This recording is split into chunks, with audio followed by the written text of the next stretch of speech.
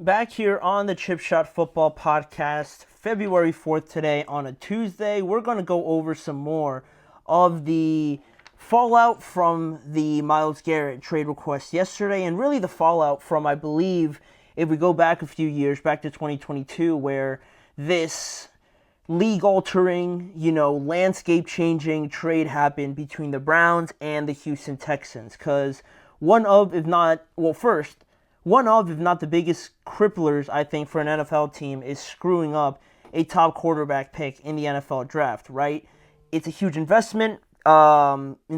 huge gamble that if it does not work out, will corner you in this area that we like to call mediocrity, right? If you don't figure out a way to really set this thing up right when you have a great opportunity like that, like the Commanders did with obviously this year drafting Jaden Daniels, or the Patriots find themselves in a fortunate opportunity to draft Drake May and have it all work out, or even Bo Nix and Michael Penix as well.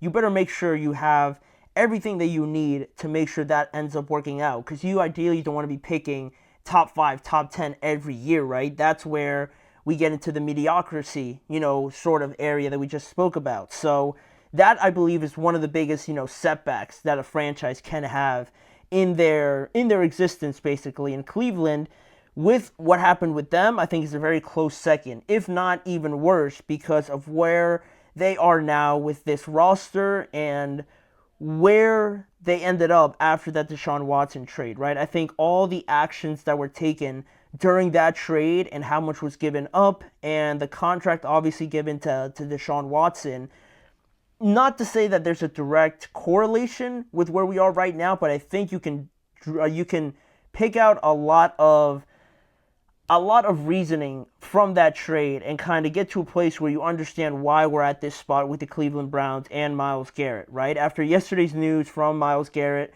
requesting a trade away from the Browns, right, the sky began to fall in Cleveland because their best player over the last decade wants to leave their team, right? And they just won 3 games this season, and not to mention that their quarterback position is in pretty much the same place it was for the better part of a decade, pretty much. Also, and with how crippling the Deshaun Watson trade has become, Myles Garrett seems to be ready to move on to a team that could truly compete. Right? He said that in his statement that he's ready at 29 years old to have a little bit more urgency about himself. Right? The ultimate goal for him, personally, was to have team success, get the ultimate prize, and be competing for Super Bowls. And he just feels like he hasn't been able to do that, or can do that going forward with the Cleveland Browns. So this is why I feel like the Deshaun Watson trade has been even more detrimental than ever imaginable, because it led to losing their best player. And why I think it's to the level of,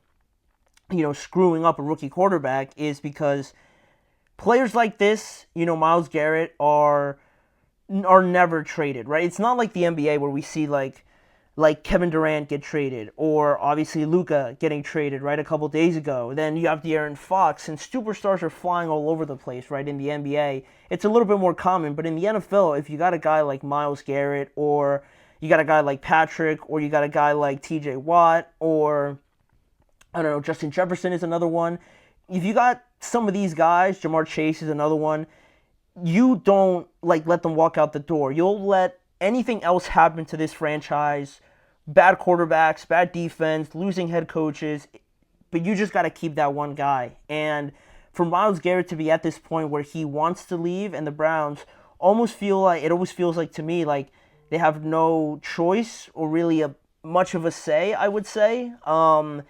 It's one of the worst cases, right, imaginable, because you just don't find these players just in each draft, right? You might, you have the projections and everything like that, and the scouts on them, and talking about what their ceiling could be, but to find a guy to the production level of Myles Garrett and to trade him and be in this spot is one of the worst spots, I feel like, in as a franchise, I would say. So that's where I feel like the Deshaun Watson trade comes in, and where that took place in 2022 and how it led to this. Because that trade for Deshaun Watson, right, they put everything to the middle of the table, right? They put all their chips to the middle of the table. They wagered their savings, they wagered the house, they threw everything on this Deshaun Watson trade to work, right? Simple as that, because they threw it all on there. They had everything to lose, so they had to make it work. But now, obviously, you can see that it hasn't worked at all. And this franchise decided to invest their entire future by trading 6 draft choices, 3 of them being first rounders, and moving on not only from Baker Mayfield, who obviously now in hindsight, right, he goes on, he leads the Buccaneers to 2 playoff appearances now. He brought the Browns to one of their first playoff appearances in a long time when he was there, but that wasn't good enough for the Browns. They moved on from him, and they wanted to go all in on Deshaun Watson. But much like a lot of people say, the grass isn't always greener on the other side, because once they made this, not only did they overspend and overbid to beat out teams like the Falcons, right, who were very much in this race for Deshaun Watson, not only did they overspend and overbid, they really doubled down on locking Deshaun Watson in and not caring about the repercussions, right? The actions of a desperate organization, and it's not like, it's an understandable desperation, I would say, right? Because this is the Browns we're talking about, right? Like, they're screaming for success. And to their credit, to Andrew Berry, their general manager, he's built a pretty decent team, right? With Denzel Ward, Myles Garrett being a part of it. Their offensive line is playing pretty well, having Nick Chubb as a running back. At one point, having Amari Cooper and things like that. And, you had a very solid team all in all, right? You were making the playoffs without Deshaun Watson, but you made the playoffs recently.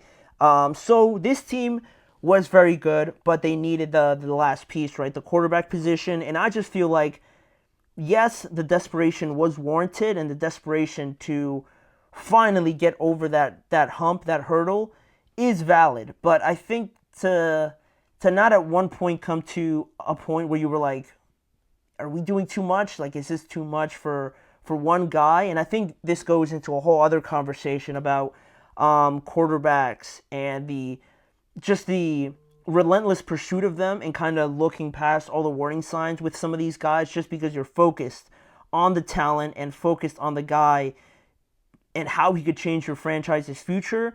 Sometimes you got to look around and look at the warning signs, right? The signals there, the red flags, if you will, right? That might be apparent with some of these guys. And I'm not saying like it was an obvious thing to see with Deshaun, right? Because he was playing on another level, right? At an elite level with the Houston Texans. So the Browns were really just focused on that. They had their blinders on, and they were only focused on the player. But, you go through that, and you look past the idea that, you had the sexual harassment scandal, right, that we don't have to go into, and just the fact that you were throwing a lot of your future into him. So, to me, I kind of find it hard to believe that during that process where you're offering 6 draft choices for a quarterback, right, like, you have to be so sure that your team is going to be able to compete for championships with this one guy. Because if you have any sort of doubt, then I don't feel like you should pull that trigger, and much less give him all that guaranteed money. Because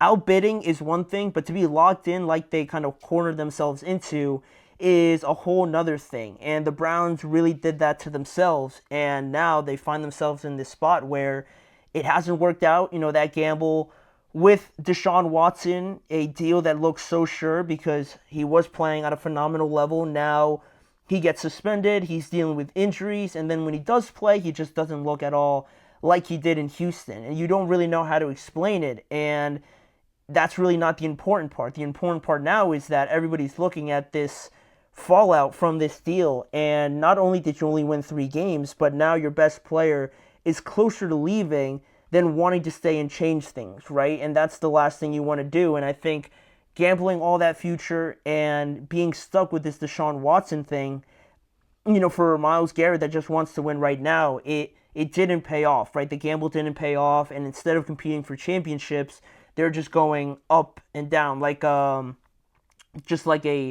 not going on a symmetrical sort of path, right? Everything's skewed, everything's just going all over the place, right? You don't know where you're going to get with the Browns, and that uncertainty, leads to things like this. So I think that was one of the biggest, just overestimation, I guess would be the best way to put it, for a team to make. And yeah, I mean, now Myles is seeing all of this transpire. I'm sure, right, like anybody can see it, right? Of course they're going to support Deshaun Watson, and you don't want to just tear him down as a person or anything like that. But for Myles, who said it yesterday in a statement that he wants to win, he wants to get to the ultimate prize, right? He sees that maybe this Deshaun thing isn't really working out, and the free agent market really isn't there for guys that could just come in and turn the situation around right now. What's the future going to hold for Nick Chubb, right? How's he going to look after a year of coming back from that serious knee injury? Is Jerry Jeudy going to be our only receiver, or are we going to get some more help? You're in the division with the Ravens, you're in a division with Joe Burrow, the Steelers keep, finishing ahead of you. Things just keep stacking up against this franchise that Myles probably just got to a point where he just needed to move on, right? Nothing emotional. I think all of that I just said is all business related, right? It's not like he has any personal issues with anybody. It's just that business is business, and he just wants to move on and do the best for himself at the end of the day. And you can't really blame him for that, right? But Cleveland now, looking forward for them, right, and how we just laid everything out like that.